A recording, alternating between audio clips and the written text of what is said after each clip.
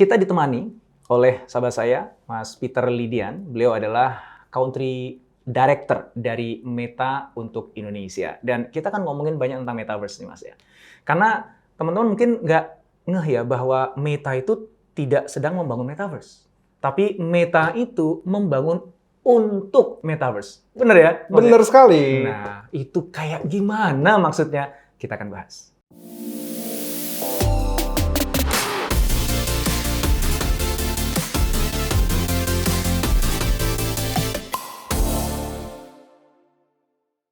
Mas Peter, kita langsung aja nih direct nih, karena udah penasaran banget saya dari dulu itu. Kenapa kok Mas Peter selalu ngomong bahwa Meta membangun untuk Metaverse, bukannya membangun Metaverse. Itu maksudnya apa itu, Mas? Baik, jadi kalau kita membangun untuk Metaverse, karena Metaverse itu besar sekali. Besar, dan itu adalah visi 5-10 tahun mendatang. Ya. Jadi kita bayangkan bahwa untuk membangun Metaverse sendiri, itu banyak sekali komponen yang mesti dikompletkan. Misalnya ya, misalnya pasti bagaimana dengan konektivitas, bagaimana dengan device-nya sendiri, terus experience-nya sendiri, terus dari sisi perspektif privacy dan security misalnya. Nah itu kan semuanya kan membutuhkan expertise masing-masing, ya kan? Dan Meta tidak mempunyai semua expertise tersebut, dan tidak ada satupun yang mempunyai expertise keseluruhan.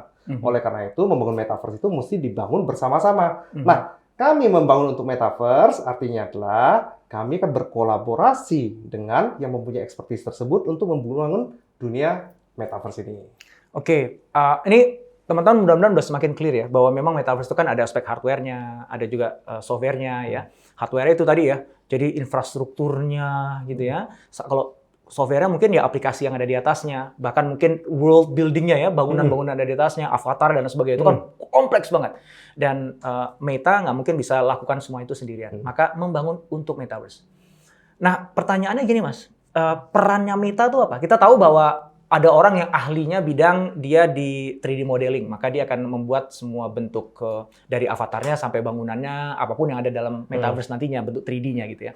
Ada mungkin orang yang nanti dia pandai dalam aspek finance, ya, gimana menggerakkan finance di dalam Metaverse itu sendiri, macam-macam kan Mas ya. Betul. Nah, dengan banyaknya pemain-pemain yang nantinya akan berkolaborasi untuk membangun Metaverse bareng-bareng ini, Meta dudukannya ada di mana? Dan apa peran yang diambil oleh Meta? Nah, Meta itu pertama adalah perusahaan teknologi, ya kan? Teknologi, visi kami dari dulu, misi dan visi kita itu mengkonekkan manusia.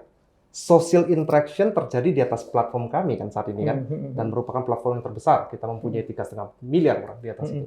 Nah, bagaimana caranya mendorong platform ini untuk berevolusi sehingga tetap mengkoneksikan dari manusia tersebut. Nah, Meta dudukannya di situ. Kalau lebih konkretnya Mas ya, kan ada seperti kita kenal ada Decentraland, ada Sandbox ya. Mereka kan basically kan membuat versi Metaverse-nya sendiri. Jadi dia buat platform Metaverse-nya sendiri, di mana nanti kita bisa bangun world di atas itu semuanya, kan gitu ya. Kita bisa lakukan commerce di sana gitu. Nah, apakah Meta juga akan membangun platform seperti itu, atau Meta itu apa ya, sebagai mak comblang dari berbagai pemain supaya nanti bisa kejadian Metaverse-nya gitu? Aku masih belum bisa kebayang tuh Mas. Yang dimaksud bahwa mengkonekkan orang itu kayak gimana? Kita mundur dulu sedikit ya. Kita mundur ke dalam konteks development dari teknologi, ya kan? Jadi kalau kita bicara mengenai teknologi sosial, yang pertama terpikir secara teknologi apa? Telepon kan? Telepon itu menghubungkan manusia secara sosial melalui suara. Ya? Yang kedua setelah itulah desktop. Ya? Desktop itu mengamplify, membuat evolusi terhadap koneksi manusia, namun fungsinya itu progresif, tidak menihilkan koneksi suara. Betul ya? Jadi prinsip dari development teknologi itu kita melihat bahwa ini bukan linear, tapi ini adalah sesuatu yang progresif. Nah, kita masuk kepada ketika shifting dari desktop ke mobile atau handphone, ya kan? Itu tidak menihilkan apapun fungsi dari desktop. Nah, kemudian kalau kita melihat kemudian kita masuk ke dalam konteksnya misalkan si Metaverse. Bayangkan ketika bayangkan ketika kita ada di mobile phone sekarang, kita mengakses Instagram, kita mengakses WhatsApp, kita mengakses Facebook dan segalanya, interaksi kita kan terbatas di 2D. Ya kan? Ketika kita bergerak kepada metaverse, koneksi kita itu bisa lebih imersif dan lebih experience-nya itu lebih mendalam, ya. Tapi tidak menihilkan dari sisi koneksi tersebut. Nah, jadi dengan konteksnya metaverse kita perlu berbicara bahwa dua hal. Satu, pertama adalah immersiveness, the immersiveness of the experience by itself. Nah, yang kemudian itu adalah dari sisi adalah evolusi dari internet selanjutnya. Nah, kalau kita berbicara dari konteks itu, bayangkan misalkan Instagram itu kan adalah sebuah platform, kan? Nah, terus kita bisa melihat bahwa ada evolusinya platform-platform berikutnya. Nah, mengkoneksikan. Kalau kita bicara koneksi, pertama untuk mendukung dari sisi platform tersebut dibutuhkan dari sisi konteks ini kan konektivitas kan. Itu yang pertama. Yang kedua itu dibutuhkan dari sisi rules of the games, ya kan, dari sisi policy dan segalanya. Dan yang ketiga itu dibutuhkan untuk development dari produknya sendiri. Nah, itu yang kita maksudkan bahwa kita membawa semua orang ke sana bersama-sama. Artinya Meta itu dia, kalau sekarang nih kita bicara Facebook ya, itu kan connecting people gitu ya. Jadi antara orang satu dengan yang lain ya, kita menghubungkan, manusianya dihubungkan. Dalam konteks peranan Meta dalam Metaverse, bukan hanya orang nanti dihubungkan di dalam Metaverse, tetapi aplikasi-aplikasi yang ada dalam Metaverse itu yang dihubungkan. Apakah gitu maksudnya? Kalau hal aplikasi-aplikasi dihubungkan, menurutku itu akan terjadi secara natural, ya kan? Jadi kalau kita melihat satu dunia demi dunia yang lain, tadi pertanyaan begitu kan? Bagaimana kalau misalkan ada dunia A, dunia B, dunia C? Secara natural itu akan terjadi komunikasi inter-apps, ya kan? Kalau tidak, nilai ekonomi kan kecil sekali. Betul. So, itu menurutku bukan hanya peranan Meta, tapi peranan dari seluruh pelaku yang mendorong Metaverse ini. Artinya apakah Meta itu nanti, aku coba ngebayangin gitu ya, Meta ya. Kan sekarang kita main Oculus lah ya. Ada Horizon, World ya, dan macam-macam lah ya dengan aplikasi yang ada di dalam Oculusnya itu ya. Apakah Meta itu ya Horizon World itu gitu? Itu adalah, jadi ketika bicara Metaverse-nya Meta, itu adalah ya Horizon-nya itu gitu. Atau justru membangun platform Metaverse-nya seperti yang dilakukan oleh Decentraland atau Sandbox, Mas? Nah gini, kalau kita bicara dengan Metaverse-nya Meta, itu adalah dari sisi Horizon, jangka waktu dari pembangunan Metaverse itu 5-10 tahun. Semuanya bisa terjadi dalam tempo 2 tahun. Apa yang terjadi pada 10 tahun kemudian. Kan? Jadi ketika kita bicara bahwa itu hanya terbatas di Horizon, itu membatasi diri kita dan membatasi kemajuan dunia. Kan perspektifnya seperti itu. Nah, jadi apakah, ini mohon maaf ya, saya masih mencoba untuk memahami nih ya. Mungkin teman-teman udah lebih paham nih yang menyimak ini ya. Jadi apakah memang perannya itu kalau tadi ya membuat platform sehingga nanti pemain apapun juga bisa ikut membangun Metaverse di platform yang disiapkan oleh Meta, ya contoh yang dimaksud dengan platform tadi itu ya Sandbox, Decentraland, atau kita membangun sebuah ekosistem. Ya, Meta ini punya peran membangun ekosistem di mana menyambungkan pemilik platform, orang yang ingin membangun dunia di atas platformnya, orang yang ingin berbisnis di atas platform itu gitu. Nah, itu yang mana ya yang lebih pas ya kalau di antara kedua itu, Mas? Kalau dibelah-belah seperti itu belum ada yang bisa pas didudukin seperti itu. Karena kembali lagi, ini adalah sesuatu yang lagi berevolusi kan. Sesuatu yang lagi berevolusi. Tapi yang bisa kita lihat itu dari sini adalah kita lihat ya. Dari pertama lah dari konteks pembangunan dunianya. Konteks pembangunan dunianya sendiri kan butuh bahasanya kan, butuh bahasanya. Jadi kita bicara mengenai programmingnya dari sisi itu, Meta mempunyai Spark AR, ya kan, untuk mengcoding dari sisi dunianya. Terus yang kedua menghubungkan aktivitas-aktivitas mulai dari sosial, bahkan mungkin secara potensial ekonomi nantinya, itulah mempunyai dunianya sendiri kan. Nah, misalkan kita bicara dari konteks Horizon World, ya kan. Nah, atau nggak usah Horizon World, kita bicara mengenai konteks Instagram sekarang, ya kan? Instagram, di mana kalau orang mempunyai aset-aset dari sisi aset digital, contohnya lah NFT, tempat untuk memajangkan hal tersebut di mana? Nah, makanya Instagram muncul dengan, di sini orang bisa mempertunjukkan apa yang dia punya, ya kan? Jadi dunia masa depannya metaverse ini masih cair dan dinamis sekali. Oke. Banyak hal yang bisa terjadi. Oke. Artinya Meta sendiri sebenarnya pada saat ini masih mengeksplorasi ya ruang-ruang di mana Meta bisa ngambil peran. Saya rasa semua orang tengah Semuanya bereksplorasi. semuanya Semua orang begitu. tengah bereksplorasi. Semuanya pasti Iya. gitu ya. Kenapa saya nanya begini gitu? Karena memang honestly kan kita semua akhirnya mendengar kata metaverse pertama kali kan dari Mark. Betul. Sehingga semua orang tuh wah ini kalau ngomongin metaverse ini ya soko gurunya ini Mark ya. Konteksnya Meta tentu aja perusahaan di baliknya gitu dan agresif sekali dalam investasi untuk ngebangun metaverse-nya gitu. Sehingga everybody tuh kayak look up ke Meta ketika ngomong metaverse. Iya, gitu. Oke, kalau yang lain-lain buat metaverse itu that's not the actual metaverse yang Mark pikirin gitu. Ya itu cuman teaser metaverse-nya gitu. And everybody itu kayak keen on, penasaran dengan ini apa sih yang ada dalam benaknya Mark nih tentang metaverse-nya. Dan kemudian dengan dana yang segitu besarnya gitu, dia memilih untuk ngambil peran apa sih? Kita tahu bahwa dia Meta nggak mungkin bisa lakukan semuanya kan. Tapi peran apa gitu? Apakah membuat tools supaya orang bisa ya kayak Spark AR itu kan sebuah tools ya supaya orang bisa menciptakan karya augmented reality-nya ya.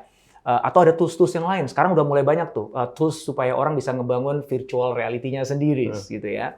Nah, apakah kemudian Meta akan ambil peran sebagai creator dari tools ya seperti misalnya Nvidia juga dia kan buat tools untuk orang bisa membuat 3D model di sana kan. Nah, atau tadi itu ya infrastrukturnya atau sebenarnya membangun experience di atasnya. Menurut aku dengan adanya Horizon itu juga di atasnya. Nah, yang menarik juga kan investasi di Oculus ya. Itu kan mainnya berarti di aspek hardware-nya gitu. Jadi kayak puzzles-nya itu banyak banget nih sekarang nih ya. Kalau kita mau ngeliat angle dari mana nih Meta nih gitu ya. Mau dari hardware-nya juga serius banget dengan Oculus-nya ya. Mas Peter juga cerita ya, udah mau keluar satu lagi yang baru ya, Cambria ya. Nah, ini kalau kita bicara dari konteks dari challenges apapun yang mau di-tackle, kelihatan kan dinamisnya kan. Betul. Dan bentuknya masih belum terbayang. Betul. Tapi yang pasti adalah kita itu fokus dari Meta, itulah bagaimana caranya kita bisa mengenablekan, ambil satu aspek, kreator. Ya. Kalau misalkan kita mempunyai platform, tapi nggak ada yang ngisi, siapa yang akan datang? Betul. Kan? Betul. So, yang akan mengisi di metaverse nantinya, salah satu komponen terpenting lah dari sisi kreator. Nah, bagaimana cara kita bisa membawa kreator, meng-entice kreator untuk membuat kreasi di atas platformnya, bukan di atas platformnya, mempersiapkan diri untuk metaverse. Apakah itu dalam bentuknya apakah dalam bentuk dari sisi augmented reality, apakah dari perspektif dari VR mungkin, atau kan bahkan mixed reality yang sekarang kita lagi gadang-gadangkan kan. So, kreator is one thing. Nah, mengenablekan mereka butuh platform. Nah, sekarang tempat platform di mana kreator berkumpul di mana? Instagram. Right? So, bagaimana caranya mendorong supaya kreator bisa berkreasi dan berevolusi dan bertransformasi. Itu salah satunya. Yang kedua lah kalau kita bicara dari sisi konteks dari sisi kreator, tentunya kita nggak bisa lepas dari konteks nilai ekonomi terhadap produk digital yang dibuat oleh kreator kan. Nah, so bagaimana caranya kita itu bisa mendorong supaya produk digital tersebut dapat scale up dan dapat di-capture value-nya oleh si kreatornya itu. Jadi misalkan contohnya kita bicara mengenai intellectual property, ya kan? Di mana Web 3.0 itu dari sisi blockchain dan segala itu mempunyai konteks terhadap hal tersebut. Jadi banyak masih dinamis sekali. Iya. So aku nemu tuh kata kuncinya kalau menurut aku ya Mas Witar. Tolong correct me if I'm wrong. Kata kuncinya adalah enabling tadi. Jadi ketika bicara Meta itu membangun untuk metaverse. Kalau saya mencoba menerjemahkan dari yang Mas Witar tadi sampaikan adalah peran yang diambil tuh apa? Enabler. Enabling people, kalau konteksnya tadi itu adalah misalnya content creator, supaya dia bisa memastikan bahwa karyanya dia beneran bisa punya economic value di sana, bisa dinikmati oleh banyak orang. Enabling apa lagi? Enabling masyarakat umum bahkan. Untuk supaya bisa nanti belajar di metaverse, bisa kerja di metaverse, getting value gitu. So, is that correct? Even enabling the nations. How gimana tuh enabling nation? Kalau kita bicara mengenai konteks ekonomi ekonomi sekarang. Kalau kita bicara konteks ekonomi kan ada ekonomi fisik yang infrastrukturnya itulah infrastruktur fisik seperti jalan tol dan segalanya, which is great. That's one thing that we love, ya kan. Namun kita juga melihat bahwa ada ekonomi di dunia digital kan. Infrastruktur di dunia digital apa? Infrastruktur di dunia digital ada dari sisi backbone. kecepatan dari sisi internet diakses kan. Dan yang kedua itu adalah dari sisi pemerataan. Bagaimana caranya orang-orang di dalam satu negara itu bisa mempunyai akses yang equal, dan kemudian mempunyai keahlian yang equal untuk masuk ke sana. Iya, Kan? Nah, Meta juga sangat passionate sekali untuk mengenablekan hal tersebut. Oh, membangun infrastruktur fisik itu Kita berkolaborasi dengan mitra yang punya kompetensi tersebut di Indonesia nih kita di mau bicara. Indonesia. Contoh adalah misalkan kita bicara mengenai Project Bifrost dan Eco. Project kabel bawah laut, kan dari dulu kan kita punya kabel bawah laut cuma satu kan. Ya kan? Nah, kalau kabel bawah laut itu mempunyai kendala, selesai internet Indonesia kan. Nah, oleh karena itu ada Project Bifrost dan Eco yang kolaborasinya dengan Telkom, kan? Kolaborasi dengan Telkom, Telin dalam hal ini untuk membangun 2 kabel bawah laut. Kalau itu terjadi, kecepatan internet di Indonesia akan meningkat 70%. Dan itu memperkuat akses kepada Indonesia Tengah dan Indonesia Timur, sehingga memberikan demokratisasi akses kepada orang. Penting kan? Kalau kita melihat Indonesia Timur, kalau kita mau pacu ekonominya, kalau kita mau dorong dari sisi ekonomi fisik, great, bisa. Namun kita juga bisa pacu dari sisi digital ekonomi kan. Nah, itu. Yang kedua, kita bicara mengenai program-programnya kita untuk mengenablekan manusianya.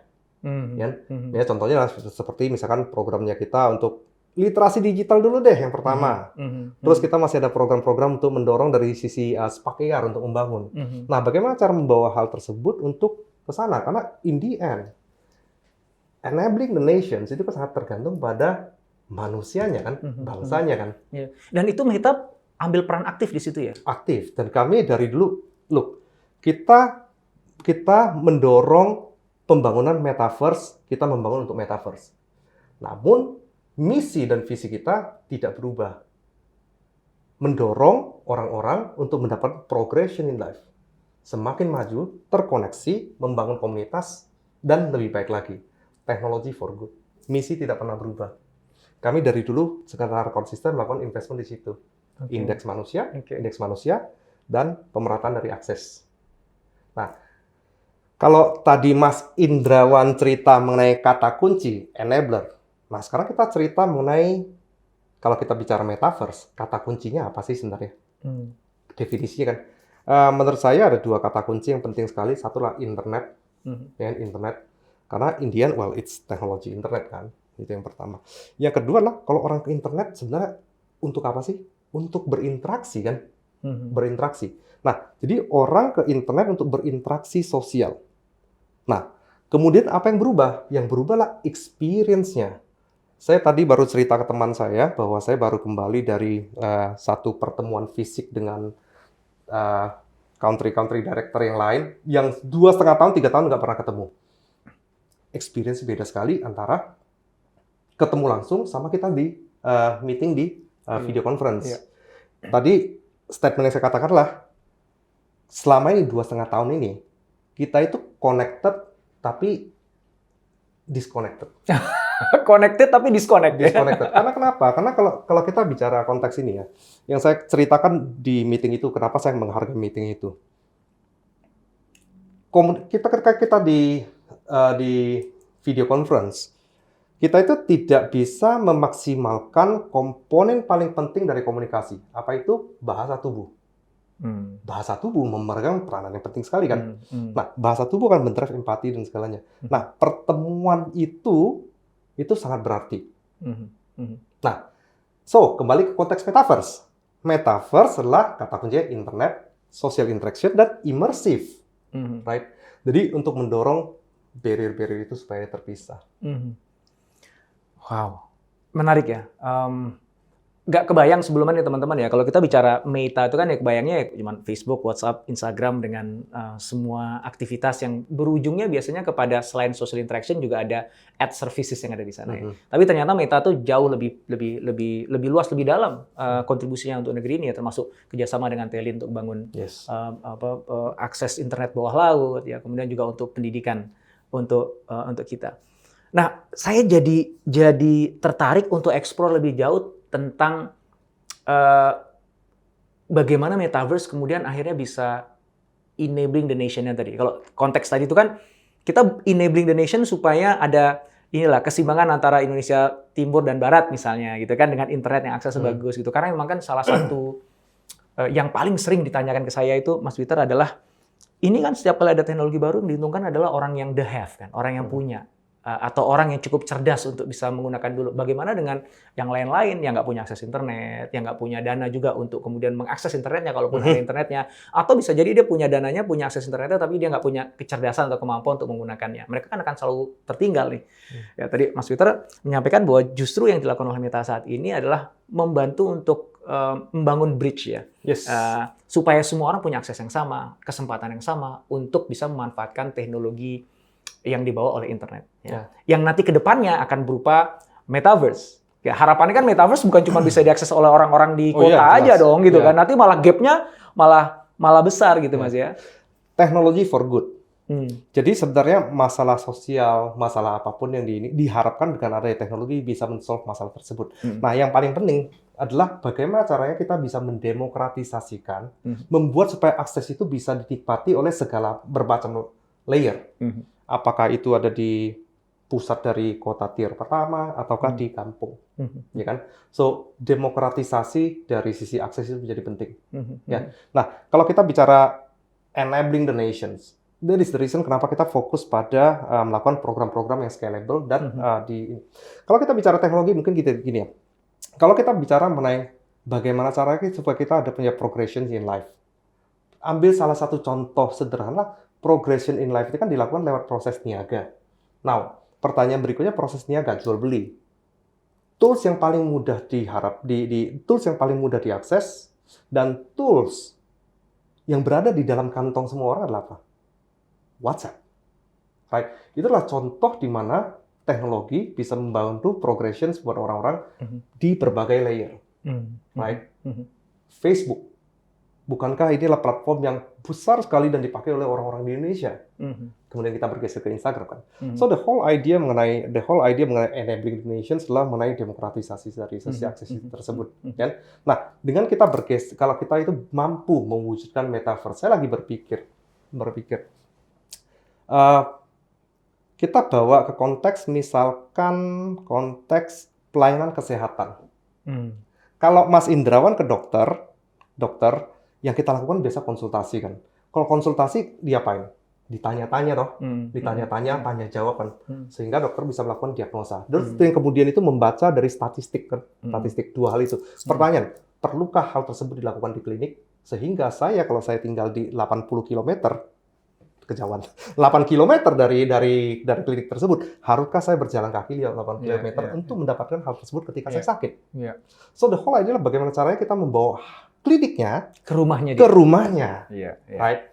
Nah, kita bayangkan bahwa ada teknologi dan kita bisa mendorong supaya teknologi itu mendorong kualitas hidup seorang naik regardless of jaraknya. Masukkan dalam konteks dari sisi pendidikan. Hal yang sama. Bagaimana cara sekolahnya kita bawa ke situ? Bagaimana caranya misalnya kita mau ngelatih kemampuan untuk mesin bubut misalkan atau misalkan mesin aeronautika. Kalau zaman sekarang kan ya sudah kita invest di mesinnya, kita undang terbangin ke sini. Kalau metaverse itu bisa terwujud, kenapa nggak mesinnya kita bawa ke situ? Exactly. Menggunakan augmented reality. Exactly. Ya. Jadi saya kesimpulannya adalah saya melihat bahwa kita hidup di tempat yang mempunyai banyak potensi karena kenapa banyak sekali masalah. Dan masalah ini bukan hanya di Indonesia, dimanapun kan. Nah, teknologi harusnya dilihat dari perspektif bagaimana cara bisa solve masalah tersebut. Nah, aplikasi metaverse, bagaimana cara bisa men-solve masalah tersebut. So, itu yang saya mau ngajak teman-teman untuk ikut berpikir.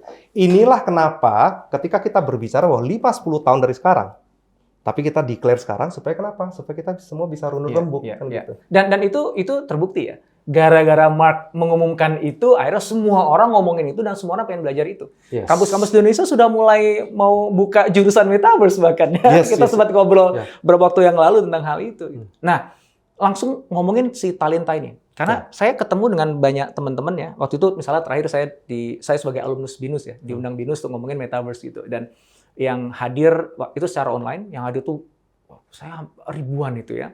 Dan banyak sekali pertanyaan yang, oke Pak, gimana nih kalau saya mau persiapkan diri saya supaya nanti saya bisa entah membangun metaverse atau membangun untuk metaverse apapun juga gitu. Karena kayaknya sih 50 tahun ke depan kan itu akan jadi something yang big. Sama kayak internet sekarang, it's gonna be something big dan I want to be part of it gitu ya. Pertanyaannya adalah apa sih yang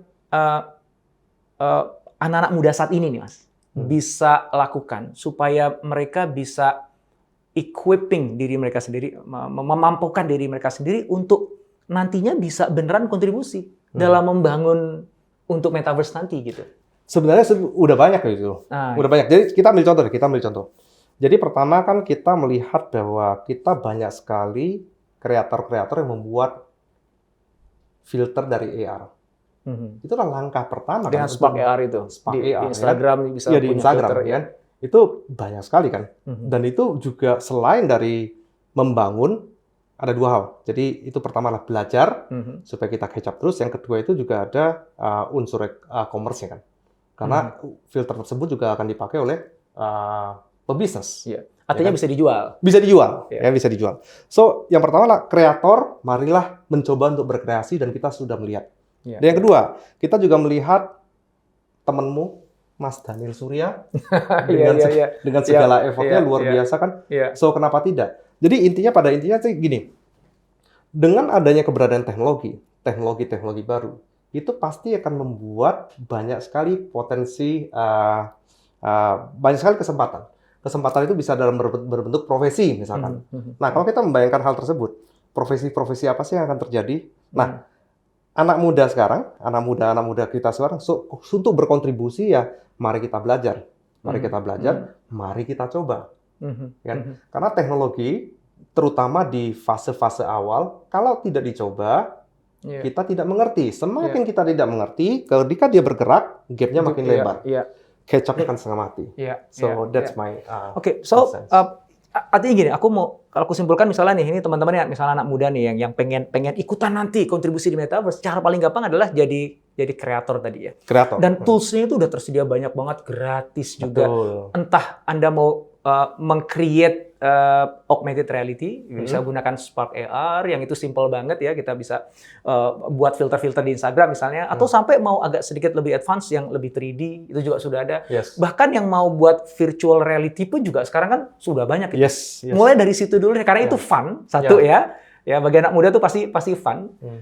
Dan yang kedua bisa dikomersialkan. Itu bisa jadi uang gitu. Bahkan beberapa website sekarang udah di-convert menjadi VR.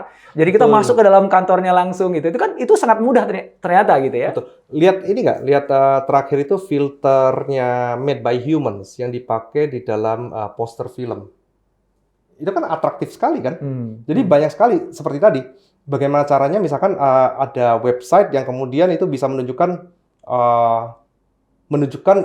tata ruangnya, ataupun kalau misalkan apalagi kalau itu jualan desain kan, ini kan jadi hal yang penting. Atau bagaimana cara nantinya itu bisa coba test drive mobil baru, EV kan lagi tren nih, test drive, feels-nya bisa seperti itu. So ya mulai aja dulu. Nah itu jadi ini sebenarnya sih teman-teman mau mulai dari mana sih bebas ya. Cuman kalau kayak saya gitu kan, saya punya excitement tentang sesuatu yang lebih kreatif, lebih konkret. Jadi kalau saya pribadi saya akan mulai dari situ. Ada teman-teman yang juga pengen mulainya dari aspek blockchain-nya misalnya, karena dia sukanya blockchain ya, karena nanti ada kemungkinan metaverse akan dibangun di atas blockchain ya, kenapa nggak belajar itu aja sekarang gitu ya. Banyak gratisan di internet, ya. NFT yang lagi ramai sekarang, pelajari dulu. Karena pada akhirnya kan sebenarnya kita masih belum tahu metaverse-nya nanti akan jadi kayak gimana kan. So kita tuh semuanya lagi cari-cari ini. Nah, yang paling penting sekarang adalah apa yang kita bisa lakukan aja dulu. Kita sukanya di mana, kita bangun dulu aja gitu. Sukanya AR main di AR, sukanya VR main di VR, sukanya blockchain main di blockchain. Gitu. Karena semua itu adalah building block dari metaverse yang akan datang. Betul. Jadi ketika itu nanti beneran udah hampir jadi, setidaknya kita punya satu skill lah yang kita bisa mainkan. Betul sekali. Cakep. Karena kalau enggak, ya ketinggalan. Nanti catch up gap-nya kan luar biasa susah. Aku mau balik ke Oculus ya, karena aku tuh sekarang tuh hobi banget main Oculus. Anakku di rumah tuh, kita punya semua jenis game konsol, Mas. Tapi aku sangat bersyukur ketika anakku memainkan Oculus. Karena gerak kan, Mas ya. Nah, jadi kalau yang sebelumnya kan cuma gini aja kan. Begitu pakai Oculus dengan semua game yang ada di dalamnya ya, mau apa Beat Saber ya itu mainnya itu ya. ada pistol whip. Wah, Pistol itu saya whip. mainnya itu. Kalau Mas sukanya olahraga ya? Kalau di Olahraga saya. olahraga apa? Tinju. Saya tinju, ya, Wah. tinju, lari. Kalau saya nggak suka olahraga, saya sukanya tembak-tembakan aja. Tembak-tembakan ada lucu juga tuh. Ada juga ya di situ. Ya, ada yang bagus. Oke, kan melihat dari investasi yang dilakukan oleh Meta untuk Oculus ya, yang itu nggak sedikit, itu kan menunjukkan keseriusannya. Kemarin aku baru lihat videonya Mark nunjukin Oculus terbarunya itu yang dengan sensor yang luar biasa gitu ya. Dan di saat yang sama, aku juga dengar dari teman-teman bahwa banyak brand yang sudah mulai ngebangun VR headset, AR headsets gitu ya. Kalau melihat itu semua ya, perkembangan bahwa orang sudah mulai mengadopsi VR headset, AR headset, kemudian juga banyak produsen yang membuat itu. Sejauh mana itu akan ikut membantu ya Meta dalam membangun untuk metaverse? Ya, oke. So pertama kalau dari perspektif Oculus, saya tidak ada informasi yang bisa dibagikan. Namun in general, kalau kita melihat teknologi, semakin banyak yang mendorong hal tersebut semakin bagus kan? Dari dulu juga Karena begitu. adopsinya jadi lebih Betul. massal nantinya. Kita lihat handphone. Iya. Sama kan? Jadi ketika semakin banyak pemain, semakin cepat adopsinya, ya kan? Kita lihat dari sisi perspektif notebook, sama juga kan? Jadi ya in general saya pikir kalau kita ingin membangun satu industri, ya mesti dorong rame-rame. Iya. Kembali lagi konteks bahwa Meta membangun Untuk metaverse. Metaverse. Iya, iya. Dan semakin banyak pemainnya, pasti nanti kan teknologinya akan semakin canggih, biayanya semakin murah, semakin accessible for everyone, dan pada akhirnya semakin banyak orang yang bisa main-main di metaverse. Siklus industri selalu menunjukkan hal tersebut. Yes. Mas, ini pertanyaan kedua yang sering diajukan kepada saya, selain dari tadi yang pertama itu ya, tentang kontribusi itu, adalah kekhawatiran orang-orang tentang metaverse, Mas. Kita tahu kalau internet sendiri aja kan yang sekarang ada ya, overuse di social media atau di apapun di internet ada sekarang itu kan bisa punya dampak negatif ya tentang psikologi, bahkan fisik dan lain sebagainya ya. Apa yang Meta siapkan nih untuk jagain usernya nanti dari hal-hal yang bisa berdampak negatif, Mas, baik psychologically atau bahkan mungkin physically ya, kita nggak tahu ya, karena mungkin terlalu lama dia menggunakan VR headsetnya, dia nggak bergerak misalnya kan gitu kan ya. Nah itu ada yang nggak bisa di-share ke kita, Mas? Yes, nah itu concern yang fair menurutku, concern yang fair karena di setiap inovasi itu pasti ada banyak peluang, tapi juga banyak celah. Betul. Kan gitu ya. Betul. Namun yang saya mau tekankan adalah di sini bahwa natural sekali bahwa manusia akan melihat yang pertama dari sisi celahnya. Karena secara natural manusia akan protect kan terhadap dan men-sense ancaman. Namun jangan sampai hal tersebut menegate, membuat kita tidak maju untuk meraih peluangnya. Oke. Mari kita kembali pada konteks dari celah ya, konteks dari celah. Nah, inilah idenya kenapa bahwa kalau kita lihat ya, biasanya kalau ada perusahaan ingin menemukan satu invention, itu kan biasa nggak diceritain dulu nih. Begitu udah mau di-launch baru, wah, gitu kan. Nah, bayangkan apa yang terjadi sekarang. Kita mengatakan bahwa Metaverse, itu 5-10 tahun dari sekarang. Di-announce dari sekarang malah. Announce dari sekarang. Tujuannya apa? Tujuannya adalah kita ingin memperbaiki dari dulu ketika internet terjadi. Internet terjadi, inovasi dulu, baru kita lihat problemnya. Iya. Jadi sekarang melihat kayak gitu, oke, mari kita announce supaya tidak kaget nih. Tidak kaget. Dan mari kita bersama-sama dengan segala pakar dan segala ahlinya mulai menginventarisasi peluangnya ada apa, ancamannya apa, supaya bisa di-solve rame-rame. Sekarang. Exactly. Ya. Sehingga ketika metaverse beneran jadi, itu udah beres. Betul. Wow, nah, contoh deh, ini walaupun metaverse masih jauh, tapi kita udah masuk pada kerjaan konkret. Kita kemarin mendorong grant $50 juta untuk research. Jadi tujuannya adalah supaya metaverse ini akan menjadi platform yang baik. Kan gitu ya tujuannya itu. Nah, research itu didorong kepada satu dari sisi policy-nya, desain, ya. Bahkan dari sisi membentuk potensi problemnya seperti apa sih. Nah, jadi kembali lagi, kalau kita berbicara mengenai celah, kita berbicara mengenai masalah, ya. Daripada itu hanya menjadi wacana, mari diinventarisasi. Rame-rame, bukan kita aja, ya kan? Oke, ahli hukum, inventarisasi dari mana gitu kan? Solve-nya rame-rame. Iya. Kan lucu, kan? Metaverse kan punya bersama kan? Iya. Itu menarik gitu. Dan itu pendekatan yang menurut saya very powerful ya. Semangat bahwa itu tadi biasanya perusahaan di-keep dulu ya supaya nanti diluncurkan seolah-olah jadi itu kan punya gue, itu kan ide gue yang buat loh. Jadi wajar kalau misalnya gue yang ngecuanin sendirian gitu ya. Nah, tapi pendekatannya Meta justru dibalik. Karena Meta punya visi bahwa metaverse ini dibangun rame-rame. Dan perannya Meta itu bukan membangun metaverse, tapi membangun untuk metaverse. Maka Meta memposisikan diri pertama tadi sebagai enabler, yang kedua sebagai pemicu.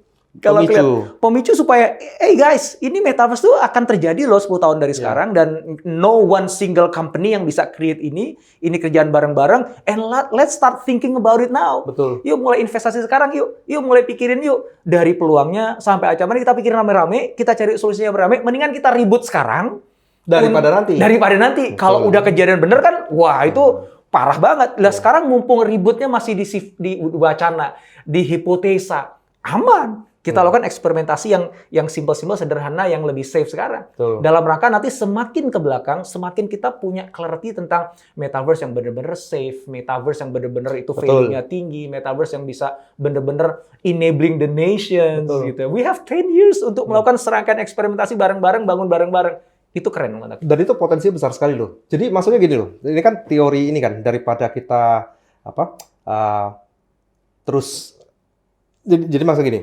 Potensi itu besar sekali. Jadi daripada semuanya itu ribut di depan terus nggak ada yang kerja, udah kerja dulu, nanti baru dipikirkan how to berperan di situ kan. Potensinya seberapa besar? Jadi baru ada research kami lakukan, ada di Analysis Group melakukan research, itu katanya di tahun 2031 potensi dari metaverse ini itulah 3 triliun dolar Amerika Serikat. Rupiahnya berapa itu? Nah, dikali tambah 40 tambah 40 kali setengah. Nah, itu kalkulator saya itu nggak nyampe, Mas. Betul. Nah, itu artinya berapa? 2,8% dari GDP dunia. Wow. Gede banget, kan? Nah, kalau kita bicara dari hal tersebut, 1 triliun atau sebagian besar itu akan dinikmati oleh Asia Pasifik. So, we are di epicentrumnya dari pergerakan metaverse. Itu kan Asia Pasifik nih. Kita bawa nih ke dalam Asia Tenggara. Asia Tenggara. Kalau kita bicara Asia Tenggara, tadi yang aku katakan ya, metaverse itu sebenarnya keywords-nya apa? Pertama lah internet, right? Internet dan social interactions, ya kan? Yang dibentuklah dari sisi imersif. Penetrasi internet di Asia Tenggara itu di atas rata-rata dunia, 72%. Dunia 64%. Right? Itulah indikator pertama bahwa kita front and center. Yang kedua, penetrasi dari sosial media atau merepresentasikan dari teknologi sosial. 72% against 58%. So, we are in the centers of metaverse. Pertanyaan baliklah sepertinya pertanyaan favoritmu. Apakah kita itu mau jadi konsumtif atau jadi pelaku? Kan gitu. Nah, makanya Meta di Indonesia mengajak berbagai pihak dan semuanya, mari kita kolaborasi rame-rame supaya mendorong orang-orang Indonesia, bangsa kita ini jadi pelaku. Kan keren? Cakep. Gitu. Terakhir, nyambung sama yang sampean tadi ngomongin barusan. Apa nih saran untuk teman-teman yang lagi menyimak nih? Supaya bisa jadi pelaku tadi, supaya bisa contribute tadi, untuk bisa menjadi bagian dari 1% GDP dunia tadi.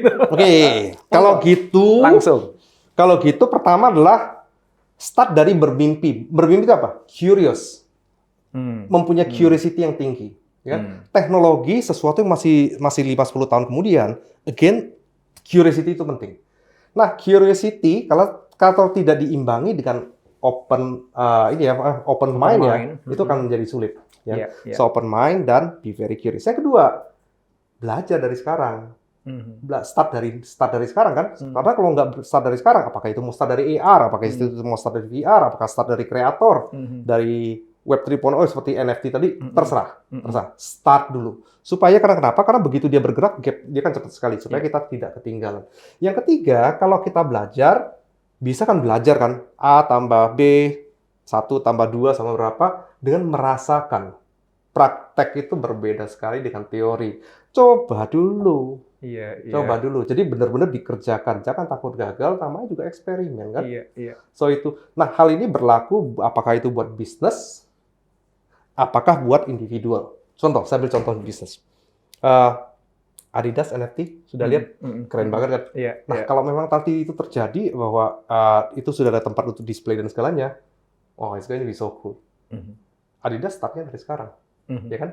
Unilever kemarin, kita bicara Unilever, mereka start dengan Unilever dan L'Oreal, kan? Augmented reality. Individual, kita melihat bahwa banyak sekali teman-teman kita yang mulai sebagai developer. Nah itu 3 hal itu. Pertama adalah curiosity dan open mind. Yang kedua itu belajar. Mulai ya dari sisi mana. Yang ketiga jangan cuma di knowledge, aplikasikan. Di showcase karyanya. Jangan takut gagal. Kan begitu. Cakep. Wow, luar biasa banget nih ya. Pengennya sih lanjut lagi. Mudah-mudahan nanti kita ada kesempatan untuk ngobrol lagi, Mas, untuk topik yang lebih seru lagi. So, thank you so much. I learned a lot. Makasih, Mas. Terima kasih, Mas.